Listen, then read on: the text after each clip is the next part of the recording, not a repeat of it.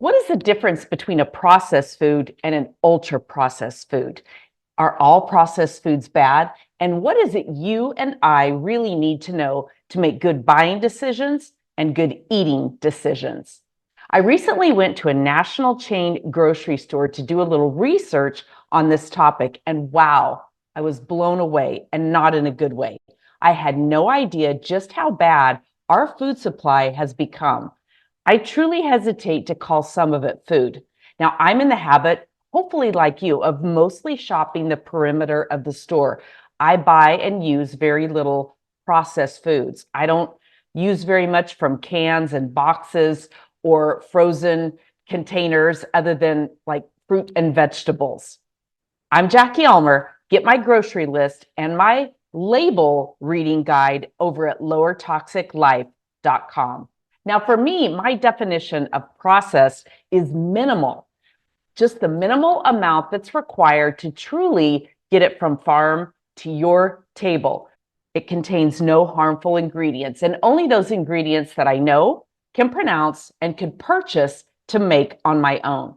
So stay tuned. I'm going to take you inside that tour of the grocery store. Food processing is the techniques that modify raw foods for transport, storage, and consumption convenience.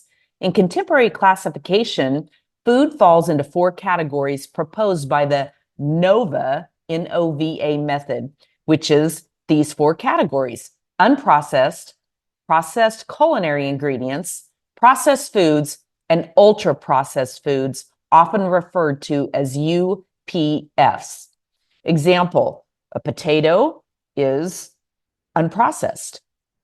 When we cut it up basically and put it flash frozen into a package, that's minimally processed. A baked potato is processed because we cooked it, and then French fries are typically very processed. And when you buy them in the store or get them out in a fast food restaurant, they become ultra processed because quite often they are cooked in seed oils. They are coated with wheat, corn, potato starches, some type of chemical coating to fry more evenly, and there are typically preservatives added. And a lot of the good marketing that goes into that is like Wendy's, the fast food restaurant, whisper thin coating of batter, which basically means nothing. Whisper thin means nothing, except it sounds really cool to you and I. Now, some of these foods are just fine. Too much of others can harm you.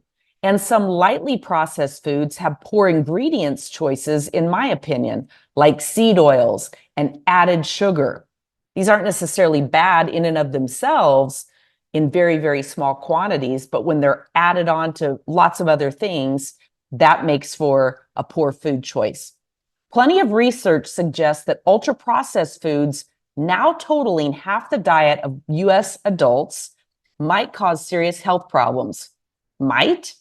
A 2019 study found that people given ultra-processed foods ate more and gained more weight than people on a diet of minimally processed foods. Think about it. How easy is it to eat a half a bag or a bag of potato chips? But most often, you wouldn't eat more than one whole avocado. Might be the same calorie content, but the way that it's processed and stored in your body is totally different, and nourishes your body is totally different. Now, other studies have linked ultra-processed foods with obesity, high blood pressure, cancer, and death from all causes. You can find that study in my citations page by going to citations.lowertoxiclife.com. The main problem with ultra-processed foods is that few to none are designed with health in mind.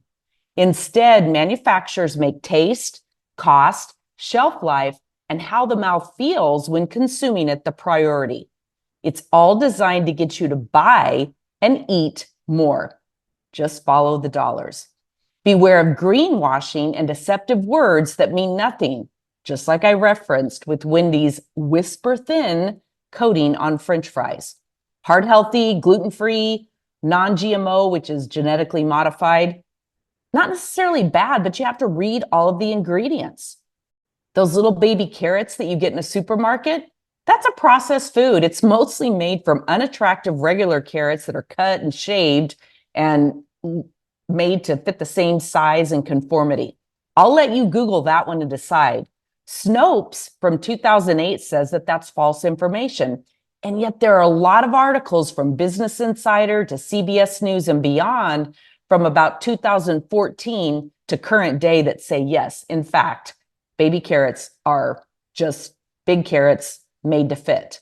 Now be sure you're subscribed to the channel for all my videos on food, nutrition, and lowering the toxins in your life.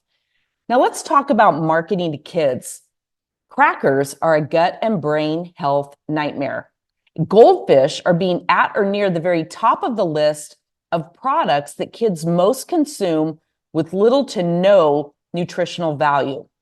And certainly no more nutritional value than a candy bar. Cookies, breads, muffins, highly processed rice boxes that we eat for convenience, spaghetti sauce, cereals, energy drinks, Gatorade, Lunchables, frozen meals, soft drinks, chips, chocolate candy, ice cream, packaged soups, chicken nuggets, hot dogs, fries. The list is never ending.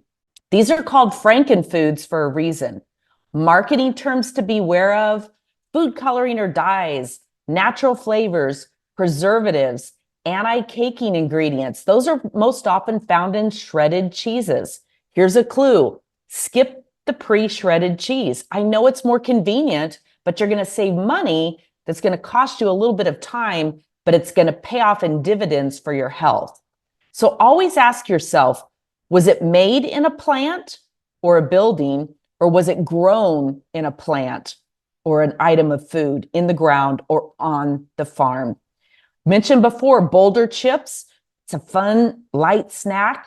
Has only 3 ingredients, and all of these can be purchased in the store: potatoes, salt, and olive oil. So they aren't a terrible choice, but really, a handful of nuts would be so much better.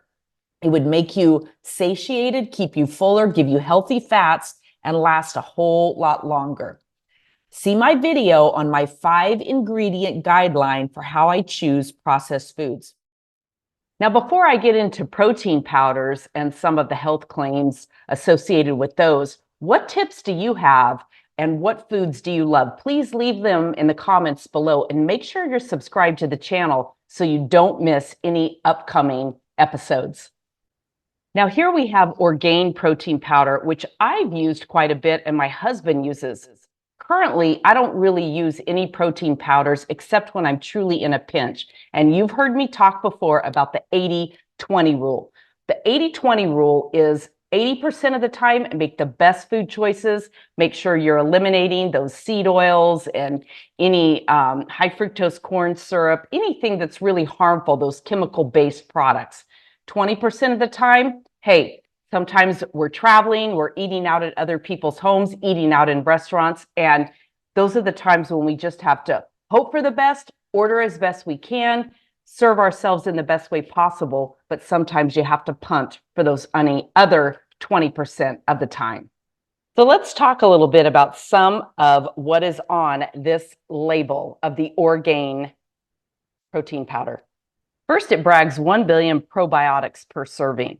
Now, I don't know how long this product has been on the shelf and how long it's been on my shelf, but it makes me wonder how long a probiotic actually lasts. So I'm going to be doing some research on that, and I will be sharing a video with you soon on what I learn about that. So again, make sure you're subscribed. When you look here at the ingredients list, boy, does it ever have a lot of products in it. Probably 50 to 60 ingredients in it. And yes, a lot of them are vegetable and fruit based, but we don't know what's gone into the processing of that. It also has stevia extract in it. And if you've watched my video on Are All Stevias Good, you'll know that we don't really know because it's not required to tell us what's actually in that. Everything in this is certified organic, so that part of it seems to be good. But of course, all of these blends are typically proprietary, and we don't know what that means. It does contain sunflower oil, and that's one of the higher up on the list.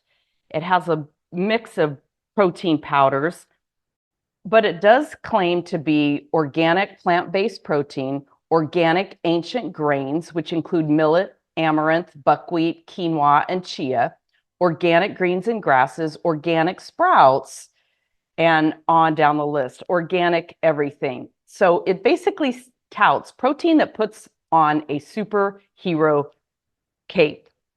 So again, you have to learn for yourself. You have to begin to biohack your own body with any of these processed foods and decide, is this good for me?